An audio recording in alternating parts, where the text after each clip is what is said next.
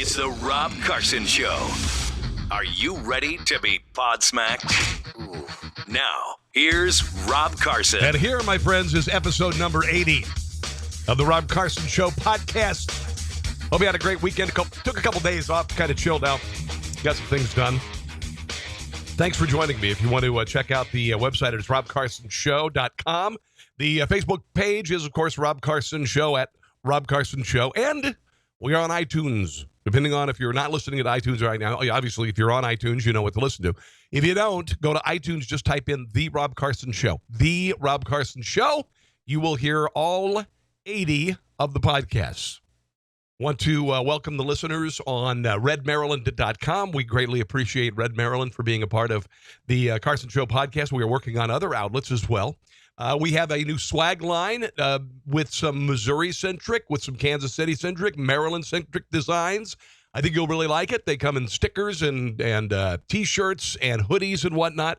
All you got to do is go to teepublic.com, teepublic.com, and look up Conservatees, T-E-E-S, Conservatees. You can see we got 26 designs up there right now.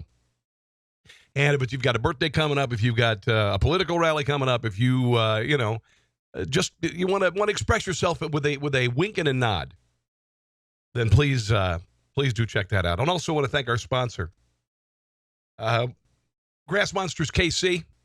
Went out there this weekend, saw the new Hustler mowers. These are made in Kansas, and they are absolutely stunning, just absolutely amazing. Zero turning radius. They've got ride-ons. They've got the mowers you step on the back for residential or commercial use. They've got the new Raptor, which is absolutely amazing. The new Raptor that has this flip-up blade system that makes room in your shed for the vehicle, and also you can sharpen the blades and hose it off. It's incredible. 0% for 48 months, by the way. You want to get a Raptor. And then, of course, the Dixie Chopper. They've got some beautiful mowers. The Z2 residential. You've got the Dixie Chopper Classic, the Silver Eagle, which I have in my garage. Once you get a Dixie Chopper or a Hustler mower, you're never going to go back to another mower. You're never going to go to a big box store and buy one of those that's chained up out front. No. You'll want to consider going to Grass Monsters KC or just find a local dealer for either Dixie Chopper or Hustler mowers. All right, they're available all over the country. So whether you're in Maryland, whether you're in Kansas, whether you're in Missouri, whatever, there. All right, how are you? I hope you're well. A lot of things happened over the weekend. We had 420 on Friday. Remember 420? Well, apparently activists got together with the D.C. cannabis campaign and went to a sidewalk near Senate offices and decided to hand out joints. Here's the problem. They're illegal.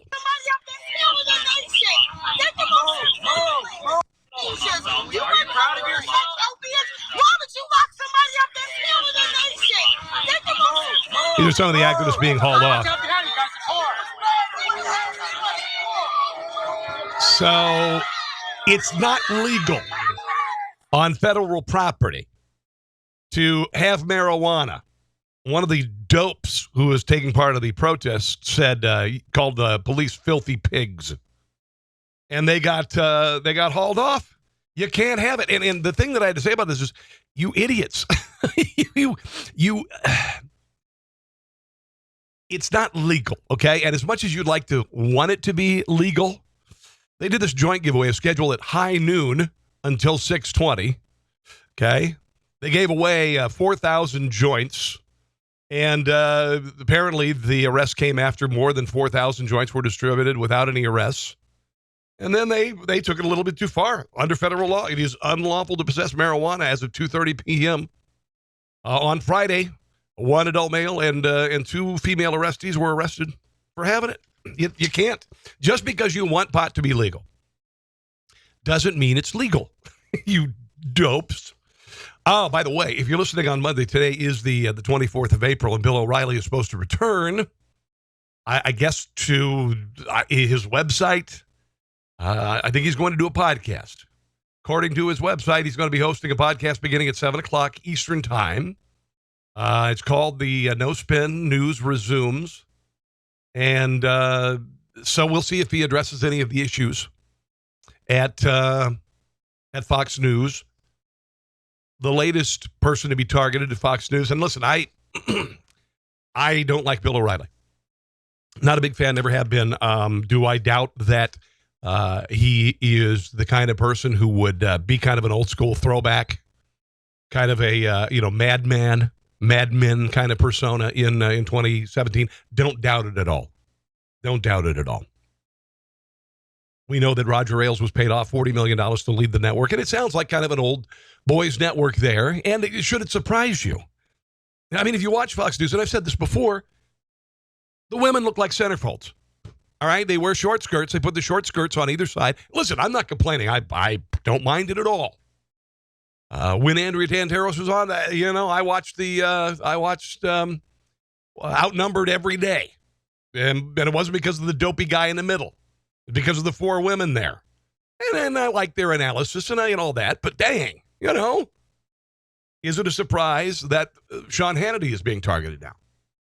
Hannity has been issued a strong denial following a sexual harassment allegation made by attorney blogger Debbie Schluchel. Yeah. Schluchel leveled the charges against Hannity Friday during an interview with Pat Campbell at an Oklahoma radio talk host. And he was asked about she was asked about inappropriate behavior during her time at Fox, and she said, only at Sean Hannity, not Bill O'Reilly. And then she did a nearly 8-minute monologue with a laundry list of charges against Hannity.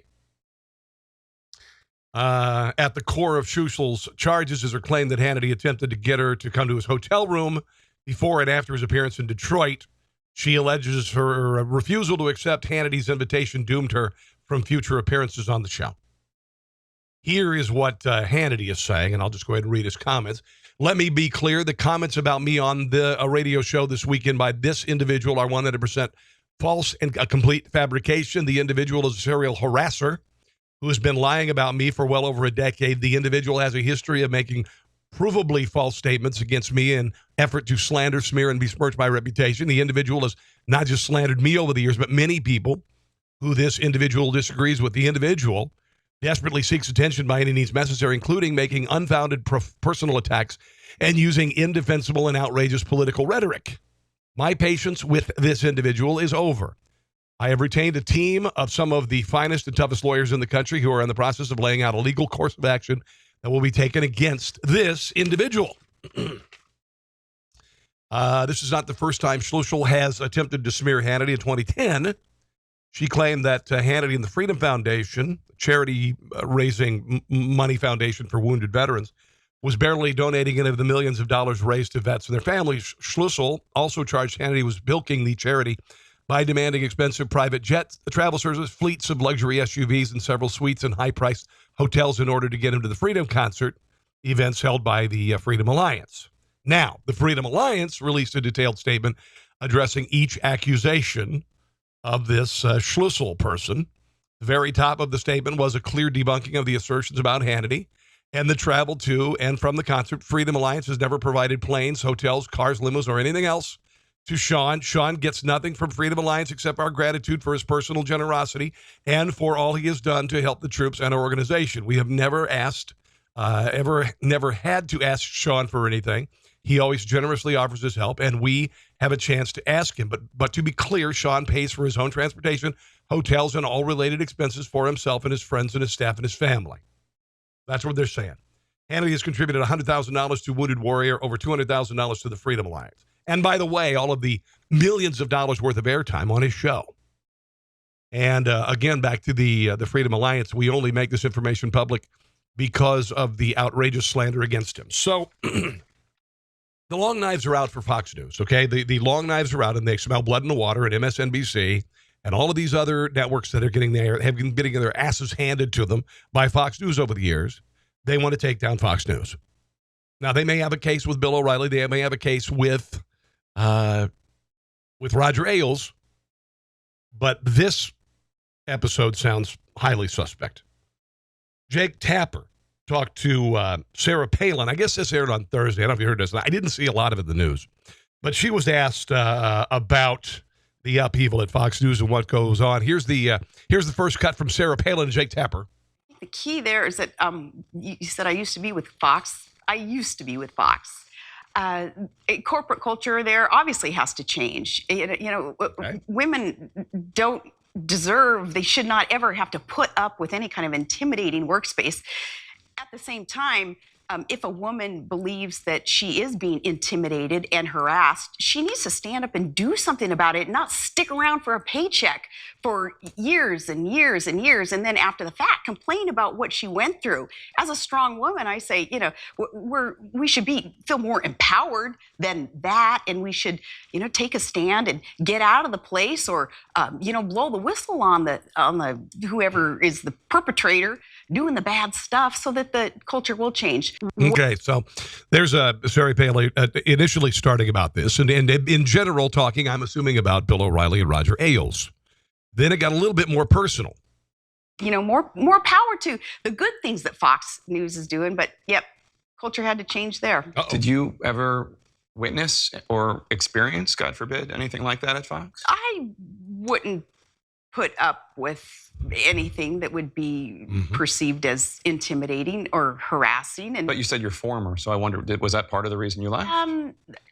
You can ask them why I'm no longer with Fox. I'm not gonna speak for them. My contract wasn't renewed. That's the line. Okay. Now, so it could be, and it sounds like she's struggling with possibly how she was treated there, and her contract not renewed, and that's how that's getting fired. All right. Here's the final soundbite where it gets real personal with Sarah Palin. I don't want to be a jerk, but it sounds like you experienced something. I just, it was just time to part ways and get out there in a more diverse arena to express views and to speak for the public, and that's what I've been able to do now. Okay. Like I said, I like Fox News. Okay, I enjoy it. I like the people who are on Fox News. But let's face it. Let's look at Fox News. Is somebody at the door? Let's look at Fox News for what it is. It's fairly obvious. There are reasons why they hire the women they do at Fox News, and it's not only because they're smart, but they're really hot. Now, Allison Camerata is now working on CNN, and I had no idea how left of center she was.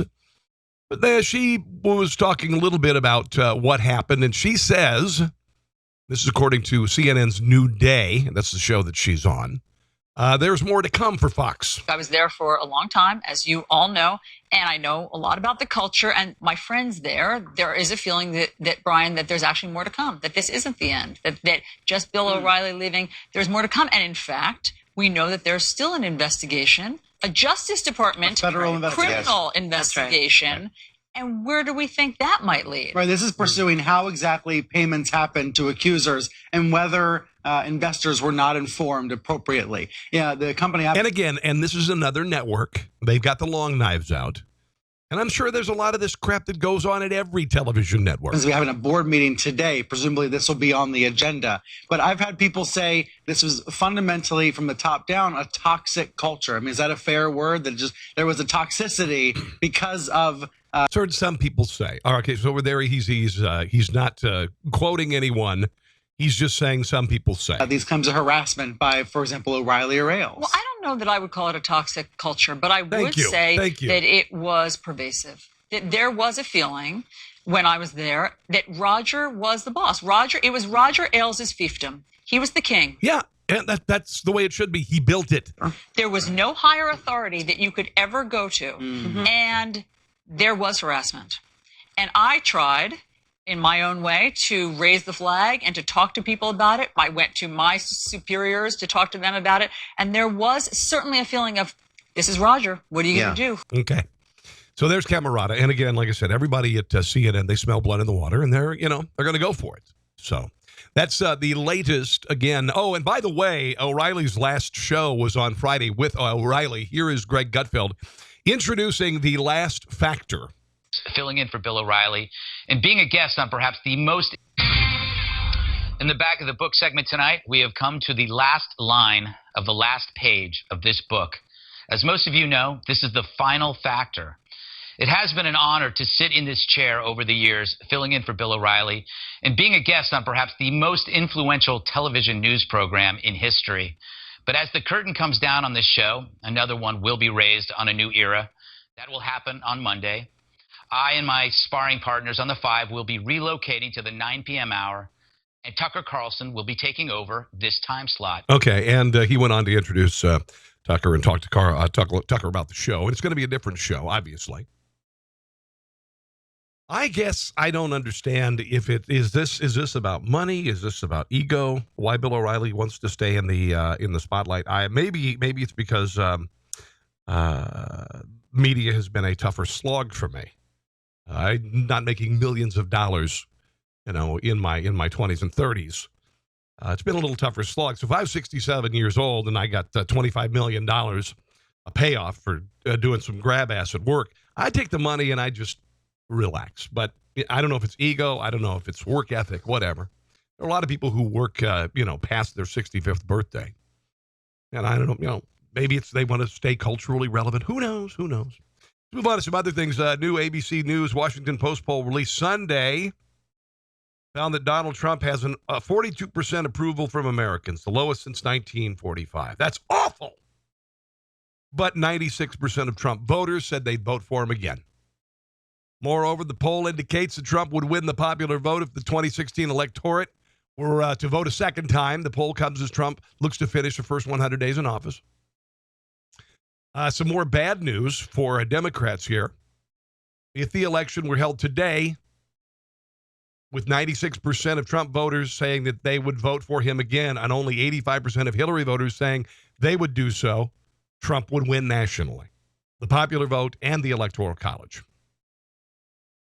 Trump has not had a honeymoon, by the way. 93% of news stories are negative about him. Is it surprising that there's a 42% disapproval rate at this point? 2/3 of Americans, though, say the Democrats are out of touch with their concerns. Is this a big surprise? There could be no one more out of touch with average Americans than the Clintons, for crying out loud. Traveling around the world in private jets, being paid $500,000 to $1 million for speeches. Bringing in $2 billion into the Clinton Foundation from all sorts of sordid characters around the world. Pay for play. Russian buying rights to 20% of American uranium reserves. And then after she loses the election, the foundation, all the good work ends because it's shut down. Isn't that kind of funny to you? All the good work, the Clinton Foundation, less than 5% of the money donated went to help people. Folds after the election. I'm not hearing anything about $500,000 speeches either. So 67% say the Democrats are out of touch. Hillary Clinton on stage the last weekend of her campaign had Lady Gaga, Katy Perry, and Madonna. Madonna talking about how she'd give a BJ to anybody who'd vote for Hillary Clinton and not Donald Trump. I'd say that's a little out of touch with the average American. Maybe I'm wrong. So 2% regret voting for Donald Trump. 2%. I voted for Donald Trump. When I look at the first 100 days, has he done everything that I wanted to have done, like repeal and replace Obamacare or tax cuts? These things take time. But what I am seeing is regulations being cut, executive orders being used to pare down institutions like the EPA, defunding Planned Parenthood or leaving it up to states to defund Planned Parenthood. These are all the things that I want to see.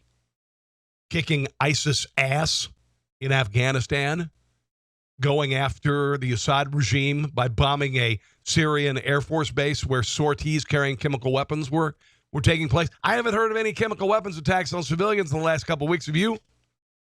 Hardline on North Korea. Maybe another reason why the Democrat Party has 67% disapproval, or 67% of people feel that can't relate to the average American, is their hardcore stance on abortion rights. Dick Durbin was on CNN this weekend talking about it, and apparently Bernie Sanders is campaigning for a mayoral candidate in Omaha, Nebraska, Heath Mello, who doesn't support abortion. Here's what Durbin had to say about the Democrat Party and abortion. Listen, I am committed to women's rights under the law, reproductive rights. Okay, yeah. So women's rights. Well, we're committed to women's rights too. All right? This ain't about women's rights. It's about a woman's right to kill another young man or woman in the womb. Certainly. And our party is. We've made that part of our platform and position for a long, long time. I know within the ranks of the Democratic Party, there are those who see that differently on a personal basis. But when it comes to the policy position, I think we need to be clear and unequivocal. We need to be understanding of those who take a different position because of personal conscience. But as long as they are prepared. Yes, you have a conscience when you believe that a child should survive the womb. To back the law, Roe versus Wade, prepared to back women's rights as we've defined them under the law, then I think they can be part of the party. It's not women's rights. It's not women's rights. It's the ability for a woman to have an abortion. That's what we differ on. I'm all for women's rights. The Republican Party, all for women's rights. This is about an ability to get an abortion, and that is it. Maybe another reason why the Democrat Party is taking a hit is their behavior with regard to these town halls. We know that there are protests going on all over the country. These are bought and paid for protests, paid for people like George Soros, where different groups, left-leaning groups, are funding people to go in and raise hell. Well, they took it a little bit further. Congressman Jack Bergman in Gaylord, Michigan, had a meeting, and it was apparently a Grace Baptist Church assistant pastor, Dr. Derek Hagland, began a prayer at the beginning of the town hall. And the leftist Democrats who were bought and paid for and were there decided to protest a prayer.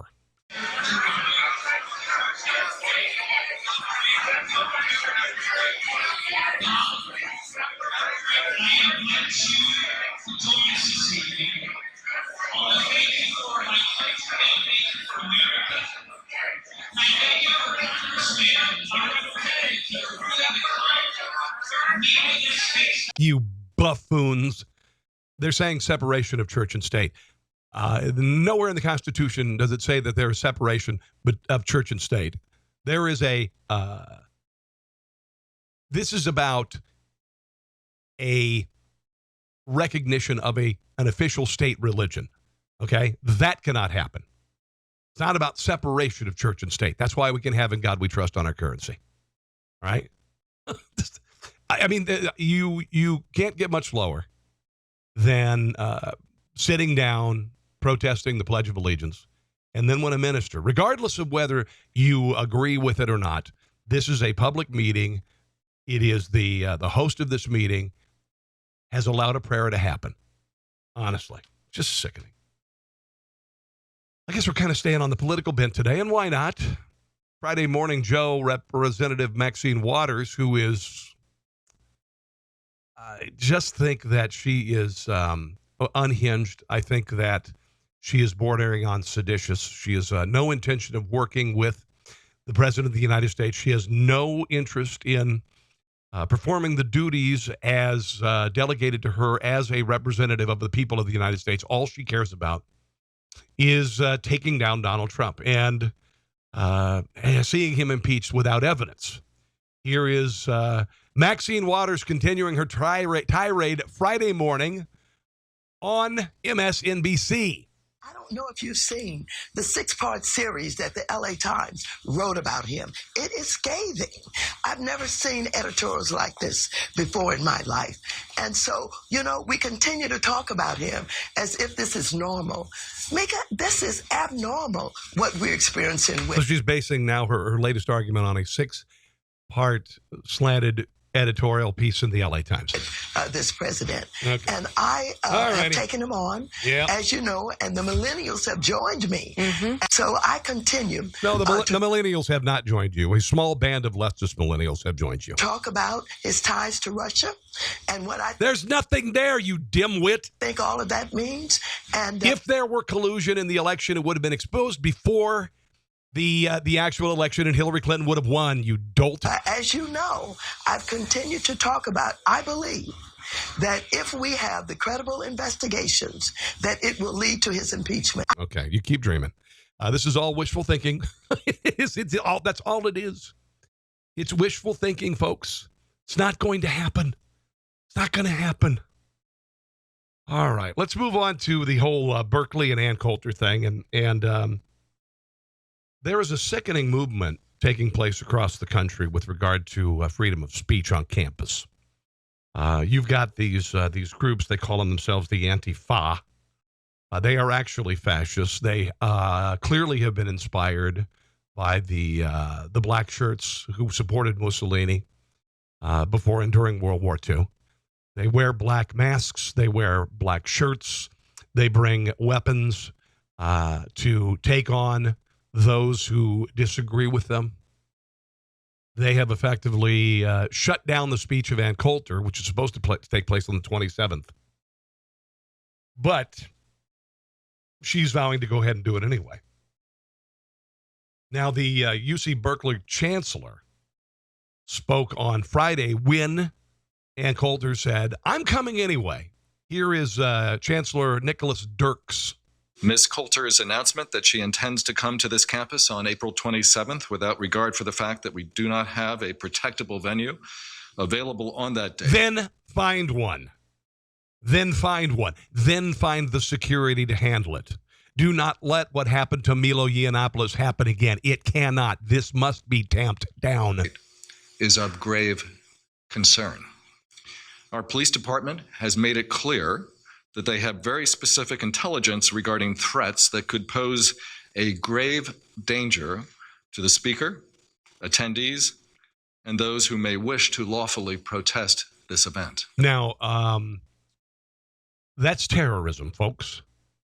That's terrorism. That is the antithesis of free speech. At the same time, we respect and support Ms. Coulter's own First Amendment rights. Fortunately, that expanded search identified an appropriate, protectable venue that is available on the afternoon of May 2nd. The problem is there are no classes the week of May the 2nd. Earlier today, we informed both the Berkeley College Republicans and the Coulter organization of this development, and we look forward to working with them. And she is refusing. And Berkeley Republicans are ready to sue, and I hope they sue their damned asses off. Harmeet Dillon represents the Berkeley College Republicans, said in letters sent Friday to the UC Berkeley's interim vice chancellor, Stephen Sutton, and chief attorney Christopher Patty, that if Coulter is not allowed to give a speech on campus on April 27th, she will file a lawsuit in federal court because the university is violating the students' constitutional right to free speech. This has to be tamped down. This has to be stopped. And if it's through force, then it's through force. If it's unmasking these little punk asses at these protests when they're committing acts of vandalism or violence, unmasking them, identifying them, and booting their asses out of school. You are done. It goes on your record. And by God, I hope you don't get accepted in another university. I hope it follows you around the rest of your stinking, putrid little lives. This is sickening. This cannot be allowed to happen. This cannot be allowed to happen. This has to stop, and it's happening at universities everywhere. And it's time people fought back. It's time people said, no, we're going to kick your asses. I mean, I'm seeing this. We saw it at the University of Missouri. It wasn't violent, but it is definitely anti-conservative. We're seeing this all over the country with conservative speakers not only being threatened, being boycotted, people showing up at their meetings to shut them up. How about this? You shut your damn mouths, sit down, don't go see Ann Coulter if you don't respect Ann Coulter and you don't subscribe to her. Even Bill Maher on his show, I guess this is on Friday or Saturday, SC Cup was on the show. This does have some uncensored profanity in it. Bill Maher on the Berkeley protests and what's happening in campuses everywhere. I know, we don't like Ann Coulter's views. You do? I like her as a person. Yeah, I never agreed with one thing she ever said. It's too bad because she makes a lot of sense, Bill. That's different. Okay, but I was the speaker at Berkeley a couple of years ago, and they disinvited me, and then they got their act together, and I wound up doing it, and apparently that's what's going to happen with her, I think. But Berkeley, used to be the cradle of free speech, and now it's just the cradle for fucking babies. Yep. And I feel like, this goes on all over the country on campuses. They invite someone to speak who's not exactly what liberals want to hear, and they want to shut her down. I feel like this is the liberals' version of book burning. Yeah. And it's got to stop. Howard Dean tweeted today about this. Hate speech is not protected by the First Amendment. Yes, it is. Threats are not protected by the First Amendment. This is why the Supreme Court said the Nazis could march in Skokie. They're a hateful bunch. But that's what the First Amendment means. It doesn't mean just shut up and agree with me. I can't believe you have to remind liberals. I can't believe it either. It's a shame because liberals are creating a fantasy land on college campuses that does not exist in the real world. Safe In the real spaces, world, there are no safe spaces where you can go and no one will offend you. Life is offensive. Especially at Fox News. Right. Well, right. Here we go. You worked at Fox News, right? I did. Bill O'Reilly must have done something. Look at Oh. Oh, come on.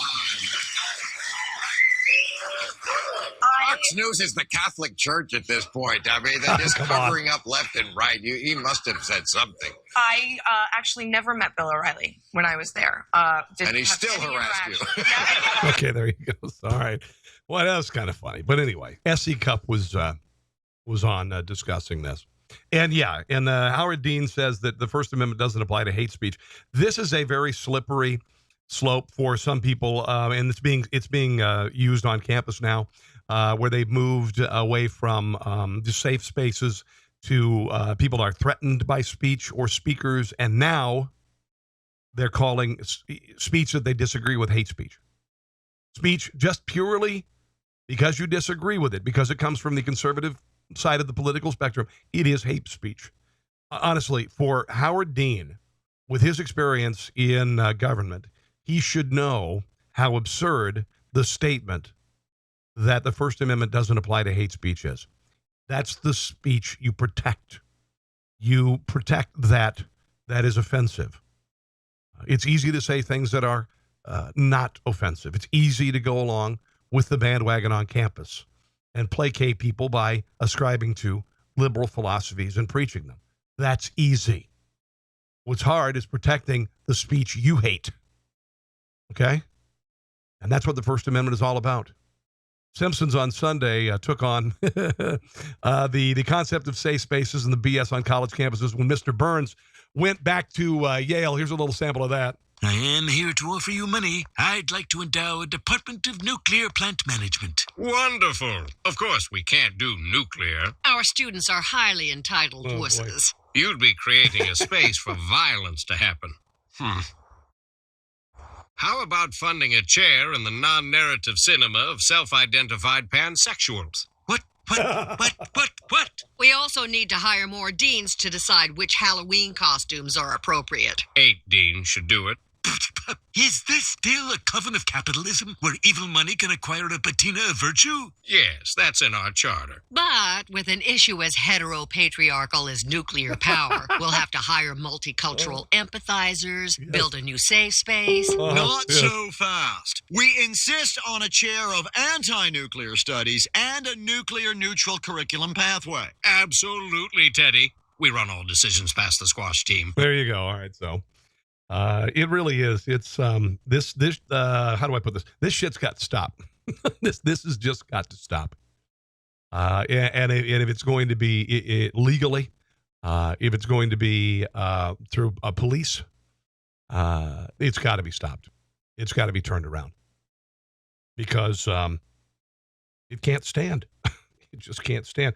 I don't know if you saw this last week. Rachell Maddow was talking on MSNBC about Venezuelan protests. And the Venezuelan people are starving. They've been under socialist rule for years.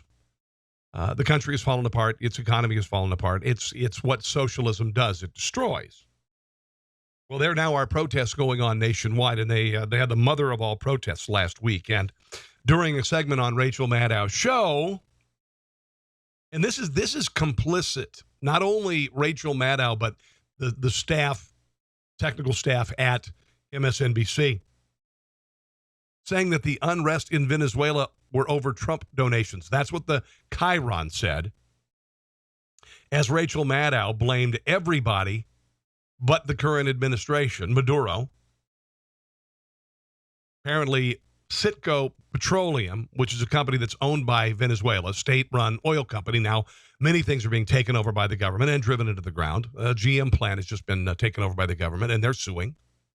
But apparently, they donated $500,000 to the Trump administration. That was a big deal, and that's why people were protesting. And that's what it said on the Chiron: unrest in Venezuela over Trump donations. This is sickening. This is abject propaganda made up of whole cloth. Unrest in Venezuela over Trump donations. The people of Venezuela could give a rat's ass about Trump donations. What they do care about is that the average Venezuelan in the last year has lost 20 pounds because they're having to eat bugs and grass. Here is Rachell Maddow's commentary over the lie being told on the Chiron and MSNBC. Yesterday, there have been weeks and weeks and weeks of rioting and violent protests. And now today, Venezuelans are enraged anew by this brand new FEC filing from the White House. They don't know. The Venezuelan people could give a damn about a gas company giving money to Donald Trump's inauguration. Which shows that interesting thing about the guy who got the meeting with the NSC officials and with Steve Bannon. It also shows that while Venezuelans have been rioting in the streets, while there have been acute food shortages and medicine shortages in Venezuela. Caused by the government. This is a country that should be a rich country. And, by the way, I believe, I'm trying to remember the name of the last leader, not Maduro, pre-Maduro, Hugo Chavez. Hugo Chavez's daughter is a billionaire. There are people in the Venezuelan government and out of the Venezuelan government now who are billionaires. The money was stolen from the people. It was oil money that was stolen. It was factories being stolen by the government. And this is typical. This is typical. This is what the election in this country was all about. It was about entitled people moving to Washington, D.C. and spending their entire lives telling us how to live ours, riding in motorcades, riding in limousines, riding in private jets, telling us to drive in smart cars and use poison light bulbs and live with less. So ridiculous on the face of it, but she never addressed why. Instead, showing how and listen, I expect Rachell Maddow to be opinionated, but then there is just untruth, and then there is just ignoring facts. This entire segment was tremendously misleading and propagandistic. Here's Tucker Carlson talking about Rachell Maddow. By the way, Rachell Maddow responded online, not on the air, and basically retracted what happened last week. Time for news abuse. We bring you a snapshot from America's decadent and decaying media establishment. In the spotlight this evening, MSNBC. Well, as we told you recently, there are a lot of reasons why Venezuela's people are upset and at this point rising up in violent protest against their socialist government. There's no toilet paper or meat there. Thank you. The currency is worthless. The murder rate is perhaps the highest in the world. Okay. The Supreme Court has tried to abolish the entire legislature for daring to oppose the dictator who's running the place into the ground. We could go on and on and on. It's a disaster in Venezuela. So given all of this, who did MSNBC blame for the turmoil there? Unbelievable. If you guessed Donald Trump, give yourself 1 million worthless Venezuelan bolivars as a prize. Thank you. According to MSNBC, the real reason Venezuelans are upset is that Citgo Petroleum, that's a subsidiary of the state oil company, donated money to Trump's inaugural fund. That's a crime, according to them, apparently a sin worse than completely destroying their own country. Yeah.